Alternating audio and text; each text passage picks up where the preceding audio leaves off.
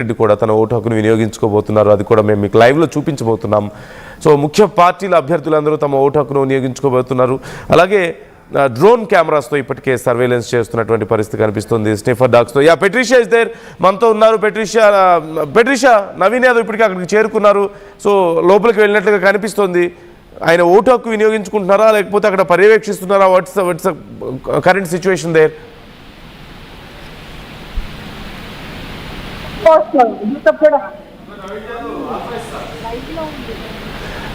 Patricia, నా voice వినిపిస్తుందా మీకు? Can you hear me?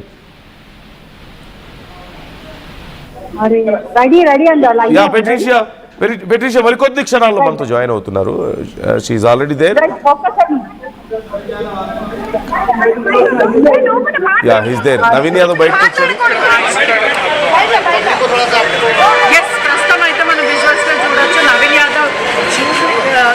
Yousufguda check post వద్ద అయితే అందరితో మాట్లాడుతున్న సిచ్యువేషన్ అయితే కనిపిస్తుంది. స్లోగా పోలింగ్ అయితే ప్రస్తుతం జరుగుతుంది. మరోవైపు 7 o'clock పోలింగ్ స్టార్ట్ అయింది. కానీ నెమ్మదిగా ప్రెజర్ వస్తున్నారు. నవీన్ యాదవ్ని కూడా ప్రస్తుతం మన మాటి నుంచి కూడా ఫాస్ట్గా మూవ్ అయ్యే ఛాన్సెస్ అయితే కనిపిస్తుంది.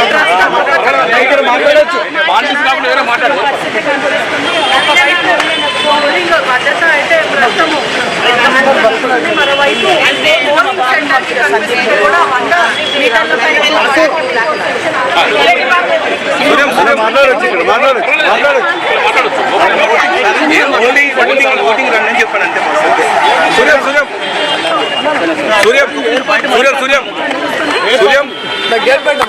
ప్లీజ్ ఏమనుకోకుండా బయట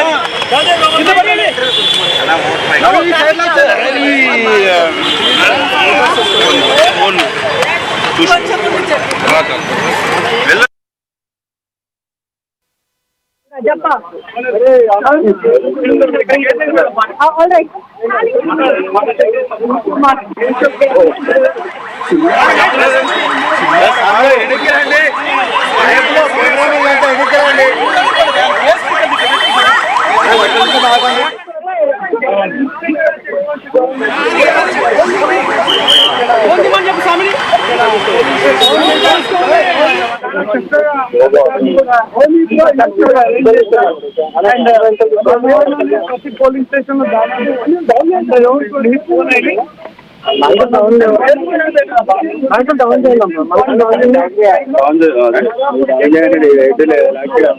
స్టేషన్ లో అంటే లోపలే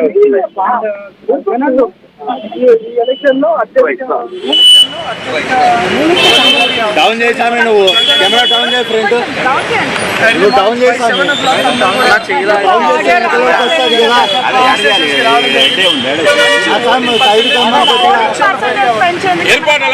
కెమెరా అడ్డం ఉండొద్దని చెప్పు సార్కి చెప్పాలి కదా.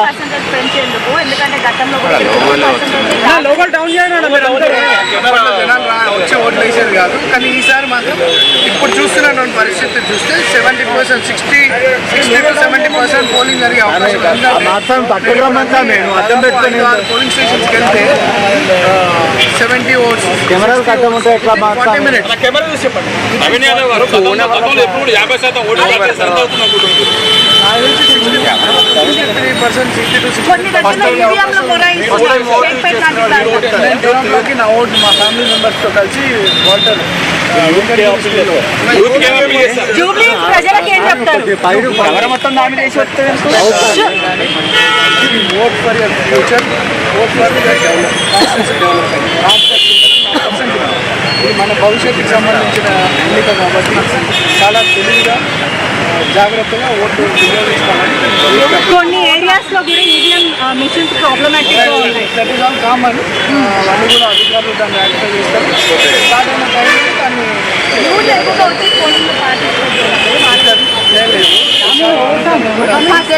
మొత్తం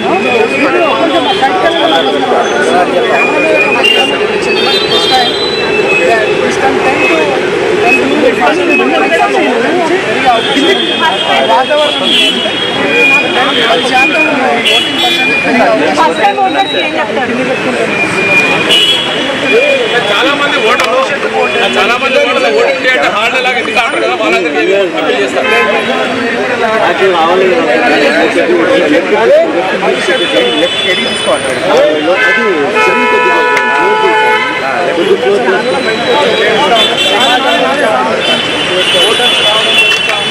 ఈసారి లోకల్ బాయ్ కాబట్టి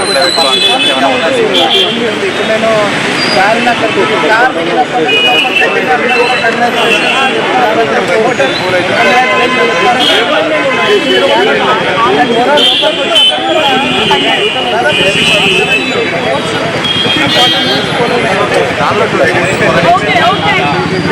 అవన్నీ కూడా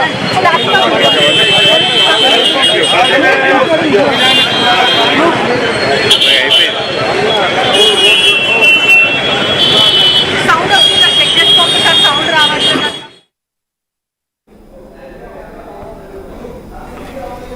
మనం చూస్తున్నాం నవీన్ యాదవ్ తన ఓటు హక్కును వినియోగించుకున్నారు. ఇప్పటికే జూబ్లీ హిల్స్ ప్రజలందరూ కూడా తమ ఓటు హక్కును వినియోగించుకోవాలంటూ ఆయన అభ్యర్థించారు. మరోవైపు సునీత కూడా తన ఓటు హక్కును వినియోగించుకున్నారు. మరికొద్దిసేపట్లో దీపక్ రెడ్డి కూడా ఓటు హక్కు వినియోగించుకోబోతున్నట్లుగా తెలుస్తుంది.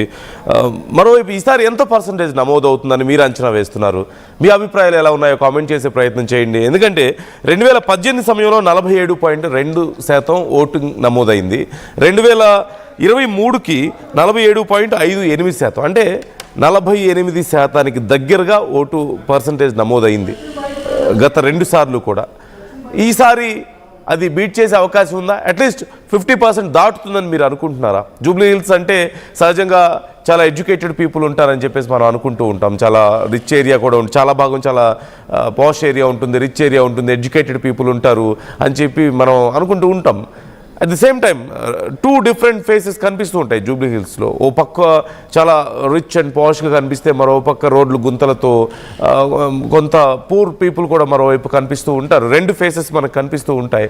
బట్ జనరల్గా ఇంతమంది చాలా కాన్సన్ట్రేటెడ్ ఏరియా మనకు కనిపిస్తూ ఉంటుంది, అత్యంత జనాభా కాన్సన్ట్రేషన్ ఉన్నటువంటి ఏరియా. కానీ ఓటు వేయడానికి మాత్రం ఎవరు బయటికి రాని పరిస్థితి. ఉద్యోగాలు చేసి